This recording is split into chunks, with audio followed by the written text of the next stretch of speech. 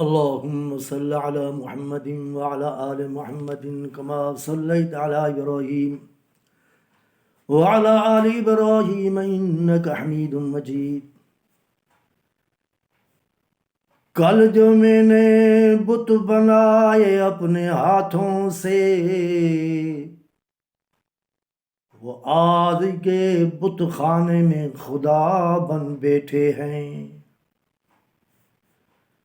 یہ علاقہ جو ہے جہاں ہم رہتے ہیں، پاکستان تو ابھی بنا، اس علاقے کا نام ہند ہے، ہند اور سندھ۔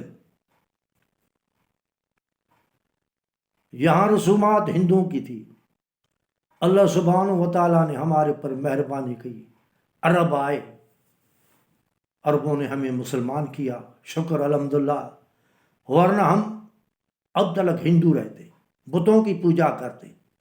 وہ بت کن کے ہیں؟ وہ اچھے لوگوں کے ہیں، پیروں کے ہیں، عبادت والوں کے ہیں، یہی باتیں بتاتے ہیں۔ تو ہندوستان میں جو رسومات تھی، اب تک وہ رسومات، کچھ تو خفا ہو گئے مسلمان، کہتے ہیں عرب کیوں آئے؟ وہ تو لٹیرے تھے، وہ تو ایسے تھے۔ ہمارا ہندو جو تھا راجہ ڈہار، وہ ہیرو تھا۔ کچھ تو مسلمان کی حالت تھی، کچھ کس طرح، کچھ کس طرح، کچھ صوفی، تم بھی اللہ میں بھی اللہ، بہادری کی صفت ان سے نکل گئی، مقابلے کی نکل گئی۔ بولا کہ بھائی ہم تو کس سے بھی جھگڑا نہیں کرتے، اسلام تو مقابلے کا دین ہے، توحید کا دین ہے، رسولوں کا دین ہے۔ اللہ سبحانہ و تعالیٰ نے رسولوں کو دیا، مخلوق کو پہنچایا، آخری نبی علیہ الصلوۃ والسلام کے امت ہیں۔ تو جتنے بھی بزرگان دین تھے، جیسے کہ یہ عثمان کہتے ہیں، یہ سیمن شریف کے عثمان، اس کا نام ہے عثمان۔ یہ کہتے ہیں، تاریخ ہے، قرآن شریف حدیث نہیں ہے، کہ ہلاکو خان کے زمانے میں عثمان والوں نے شکست کھائی۔ یہ مروند کے ہیں، اس وقت ان کا نام تھا خراسان، اب نام ہے افغانستان۔ یہ وہاں سے آئے اور یہاں کے تبلیغ کی۔ کچھ کہتے ہیں کہ چریے تھے، مستانے تھے، کچھ کہتے ہیں بھیک مانگتے تھے، قسطہ تھا۔ اور بھیک مانگنا صحابہ کو، آل رسول کو، یہ تو بات سجتی ہی نہیں۔ ان کے منہ پہ یہ سمجھ میں نہیں آتی ہے بات، وہ کیسے بھیک مانگیں گے؟ جو نقشہ بنایا، قبریں بنائی۔ حضور نے فرمایا، نہیتکم من زیارت القبور فزوروها وتزہدوا فی الدنیا وتذکروا الآخرۃ۔ میں نے تمہیں روکا تھا قبروں پہ مت جاؤ، کیونکہ قبروں کی پرستش ہوتی تھی، اور شرک شروع دنیا میں قبر سے ہوا ہے۔ اور پیغمبر علیہ الصلوۃ والسلام نے فرمایا، جاؤ قبروں پہ، دیکھو ان کی حالت، آخرت سے محبت ہو جائے گی، دنیا سے دل ٹوٹ جائے گی، کیونکہ سب کو یہیں آنا ہے۔ دل بھر جائے گی دنیا سے، کہ کیا یہ دنیا، یہ ابا تھا، یہ دادا تھا، یہ بادشاہ تھا، یہ حسین تھا، یہ طاقت والا، یہ امیر تھا، یہ سردار ہیں، سارے مٹی میں پڑے ہوئے۔ جاؤ اب نظارہ دیکھو۔ مقصد ان کے لیے دعا مانگو، پیغمبر کے لیے بھی دعا ہوتی ہے، اللہم صلی علی محمد، یہ بھی دعا ہے اللہ رحمت نازل کر دے محمد صلی اللہ علیہ وسلم اور ان کی آل کے اوپر، یہ بھی دعا ہے ان کے حق میں۔ تو جتنی بھی یہ قبریں ہیں، اچھے لوگوں کی بتاتے ہیں، وہ تو خدا ہی جانتا ہے۔ ساری بڑی بڑی اونٹ جدید قبری بنائے، حالانکہ حضرت علی کو کہا، جاؤ علی، قبر بڑی نہ ہو، ولا قبر مشرفن الا سوی، قبر کو برابر کرو، تھوڑی کرو، برابر کرو۔ اب اونٹ جیسی قبر اور بنٹھن جھنڈیاں، تاکہ ان کا ایسا انداز ہو کہ لوگ آگے جھک جائیں، ہاتھ کی قبریں۔ حالانکہ قرآن شریف کہتا ہے، جن کو بھی پکارو شخصیت کو، جو بھی شخصیت ہے، شخصیت کہا قرآن، جس شخص کو پکارو وہ شخص قیامت تک جواب نہیں دے گا اور تمہارے آوازوں سے سننے سے ہی بے خبر ہے۔ قیامت کے دن دونوں کی دشمنی ہو جائے گی۔ جن کو پکارا وہ کہیں گے تم نے ہم کو کیوں پکارا، کیوں بندگی کی، ان عبادتکم کافرین، اس عبادت کی ہم کا انکار نہیں کرتے۔ یہ پکارنا اللہ کوئی حق تھا، یہ ان کا حق تھا، ہمارا حق نہیں تھا۔ بقول قرآن شریف جو بھی پکارتے ہیں، رسول کو پکارے، نبی کو پکارے، ولی کو پکارے، علی کو پکارے، بقول قرآن شریف، قرآن شریف نہ ہو میں مجرم ہوں۔ مسلمان کو تو قرآن شریف کو ماننا چاہیے۔ تو قرآن شریف نے یہی تربیت کی۔ جیسے میلہ ہوتا، میلہ نہیں ہے، میلہ اسلام میں نہیں ہے، قرآن شریف نے یہ تربیت کی۔ دیکھو والذین یدعون من دون اللہ، یہ شخص جو پکارتے ہیں اللہ کے سوا، اللہ ایک ہے، دو الہ نہیں، اللہ صمد واحد الاحد، اللہ ایک ہے، دو الہ نہیں۔ والذین یدعون من دون اللہ لا یخلقون شیئا، آیت نمبر 19-20 سورۃ النحل۔ والذین یدعون من دون اللہ، لوگوں جو اللہ کے سوا پکارتے ہیں۔ ارے بھائی گناہ کو گناہ سمجھتا ہے سب، بےایمانی کو بےایمانی سمجھتے ہیں۔ اتنا انسان اندھا نہیں کہ برائی کو بھلائی سمجھتے ہیں، مگر اپنے مقصد، اپنے نفس کو خوش کرنے کے لیے وہ کہتے ہیں ہم گناہ گار ہیں، وہ گناہ کر، مگر اعتقاد کو وہ صحیح سمجھتے ہیں۔ اس میں مولویوں کی کمزوری ہے، پیروں کی کمزوری ہے، اچھے لوگوں کی کمزوری ہے کہ وہ وضاحت کے ساتھ بیان نہیں کرتے اللہ کی توحید کو۔ والذین یدعون من دون اللہ، یہ دنیا والوں جو اللہ کے سوا جس کو بھی پکارتے ہیں، لا یخلقون شیئا وہم یخلقون، کسی نے بھی کوئی چیز، کوئی بھی شے، تن کا بھی کوئی چیز پیدا نہیں کی۔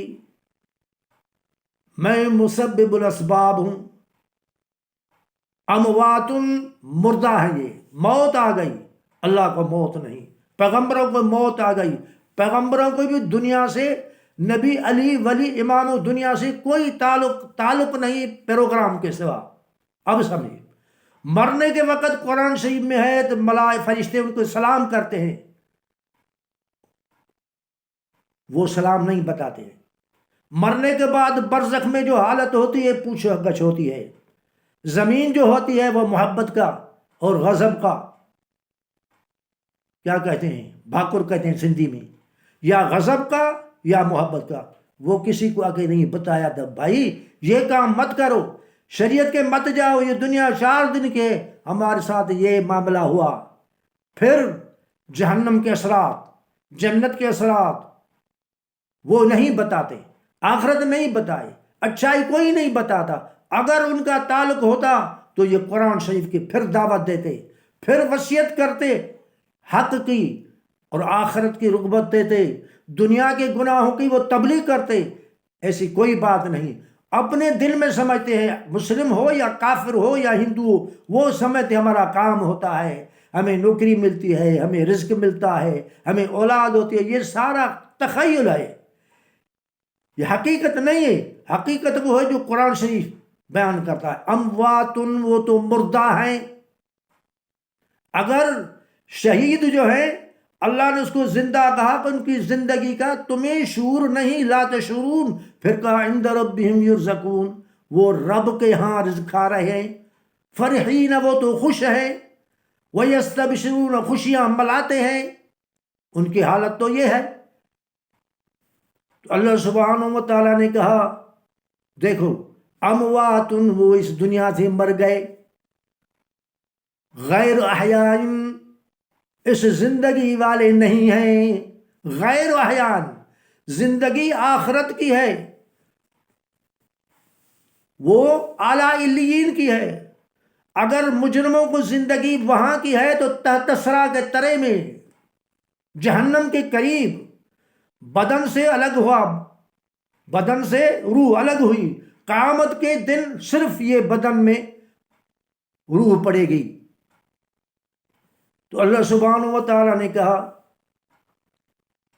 اموات غیر احیاء، دنیا والو اعتبار کرو قرآن شریف کے اوپر، غیر زندگی کے ہیں، اس دنیا کی زندگی نہیں، وہ گزر چکی ان کی۔ وما یشعرون ایان یبعثون، دنیا والو ان کو تو شعور بھی نہیں، نبی ہو بغیر نبی ہو، کب اٹھائے جائیں گے، کب اٹھائے جائیں گے یہ ان کو پتہ نہیں۔ یہ بھی پتہ اللہ سبحانہ و تعالیٰ کو ہے۔ حضور سے پوچھا گیا، قرآن شریف میں کئی بار آیا ہے، یسألونک عن الساعۃ ایان مرساها، اے میرے نبی سوال کرتے ہیں تم سے کب آئے گی قیامت، قیامت حشر، یہ جو ڈراتے ہو کب آئے گی؟ قل انما علمها عند اللہ، ان کا ٹائم جو ہے اللہ کو ہے، مجھے پتہ نہیں، ہو سکتا ہے وہ قریب ہو مگر مجھے ان کا پتہ نہیں، یہ پتہ اللہ سبحانہ و تعالیٰ کو ہے۔ قل انما علمها عند ربی، ایک جگہ پر ان کا علم میرے رب کے پاس ہے۔ اللہ سبحانہ و تعالیٰ تمہیں ہمیں قرآن شریف پڑھنے، پھر قرآن شریف کو سمجھنے، معنی سے پڑھنے، آج کل تو بہت سہولتیں ہیں، پھر ان کے اوپر اعتبار کرنا۔ قرآن شریف صحیح ہے، یہ لوگوں نے ہم کو بتایا، یہ لوگ غلط ہیں، قرآن شریف صحیح ہے، یہ نہیں کہ لوگ زیادہ جو ہو، لوگوں سے نہیں، اللہ سبحانہ و تعالیٰ کا یہ جو کلام مقدس کلام اللہ ہے، زبان رسول اللہ صلی اللہ علیہ وسلم نکلا، اسی صورت میں ان کا ذمہ اللہ سبحانہ و تعالیٰ کے اوپر ہے۔ پھر اس کو پڑھنا، پھر ان کو سمجھنا، زندگی ایک مرتبہ، پھر موقع نہیں، پھر قبول کرنا کہ قرآن سچا ہے، قرآن شریف کی حقیقت صحیح ہے، پھر ان کے اوپر عمل کرنا، پھر اللہ سے توفیق مانگنا۔ اللہ سبحانہ و تعالیٰ تمہیں ہمیں اپنی توحید، اپنے رسالت، رسول اللہ صلی اللہ علیہ وسلم کی محبت اور صحابہ کی محبت اور علی ولی اماموں کی محبت، صالحین کی محبت، شہداء کی محبت، جو اللہ کے بندے ہیں، جس کو اللہ نے رجال کہا، کہیں اپنا بندہ کہا، کہیں کہا فادخلی فی عبادی، جنت میں جانے کے وقت میں اللہ کہوں گا داخل ہو جاؤ میرے بندوں میں، میرے بندوں میں، اب داخل ہو جاؤ جنت میں۔ اللہم صلی علی محمد وعلی آل محمد کما صلیت علی ابراہیم وعلی آل ابراہیم انک حمید مجید۔